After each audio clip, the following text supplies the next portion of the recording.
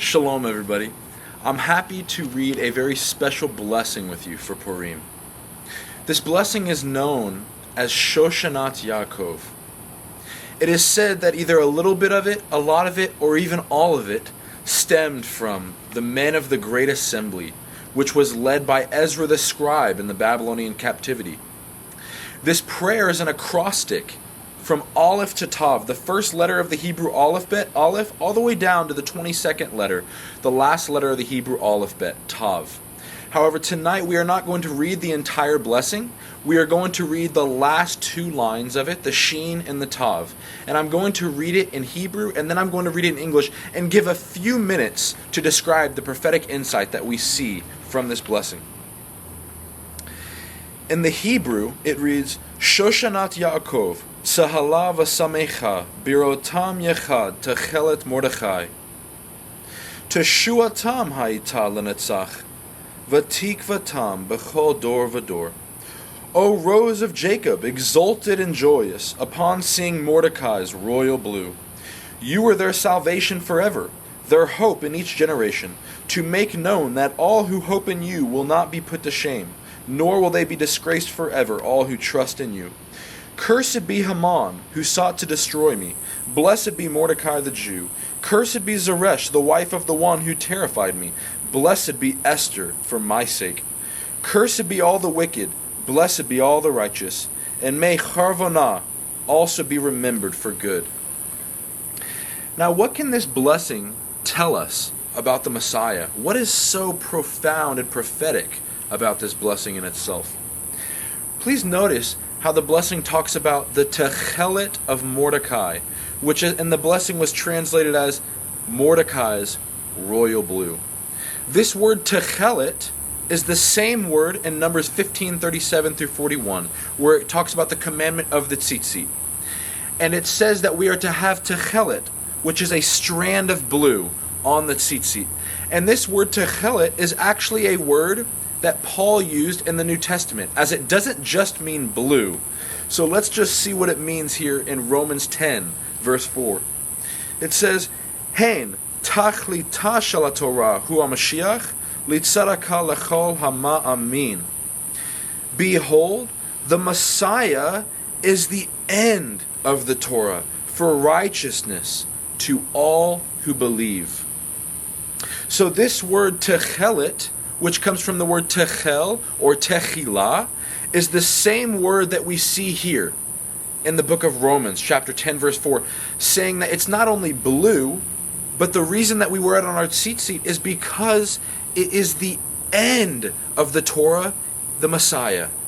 The Messiah is the fullness of the Torah. The Messiah is the one who fulfills all of Torah.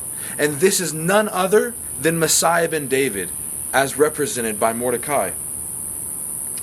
And so, another prophetic insight that we get with how Techelet points to the fullness of the Torah within Messiah ben David is found actually in the book of Esther, chapter 2, verse 22.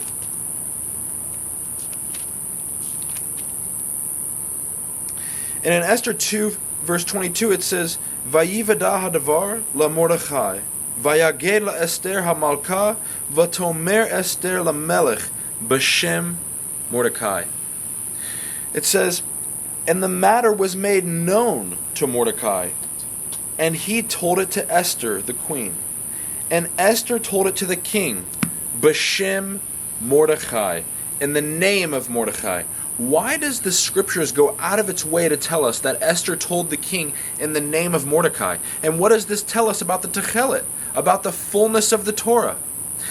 The phrase, B'Shem Mordecai, in the name of Mordecai, has a gematria, or numerical value, of 616. This is the same numerical value of HaTorah, the Torah. What is this telling us? That B'Shem Mordecai, in the name of Mordecai, the whole Torah is fulfilled. So this is a prophecy about Messiah ben David, who will fulfill all things. The last couple things I'm going to read on this subject is from the book of Esther, chapter 9, verses 26 and 27, and how it points to Messiah ben David, the fullness of the Torah. In chapter 9, verse 26, it says, Al ken karu layamim ha'ileh Purim al Shem ha'por. It says, therefore, they called it Purim because of por. It comes from the word por. This is where we get Purim from. This word por is the same word in Isaiah 63, verse 3, for the word winepress, which is purah. In Isaiah 63, it talks about the second coming of Yeshua, Messiah ben David, and he's coming out of Edom, and he's trampling the winepress. The word winepress at Messiah's second coming is purah, which is coming from por, the same word that's used here in Esther chapter 9, verse 26. Once again seeing that this is a fulfillment of none other than Mashiach ben David, as represented by Mordechai. The last thing I'm going to look at is in the very next verse, in verse 27 of chapter 9 in Esther.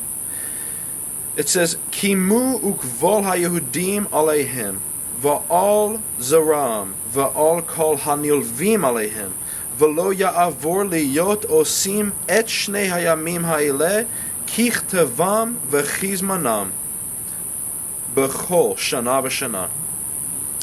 And it says, and the Jews got up and received upon them and upon their seed and upon those who joined them, and they did not miss it to do these 2 days as it is written in this time from year to year.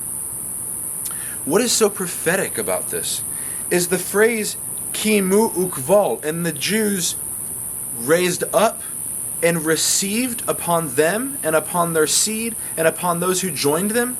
This word kimu comes from the word kum. This word doesn't just mean to raise up. It's the word in the New Testament for resurrection. So what it's talking about is at the resurrection, they will be raised up, they will be resurrected, and the Jews, their seed, and those who join them.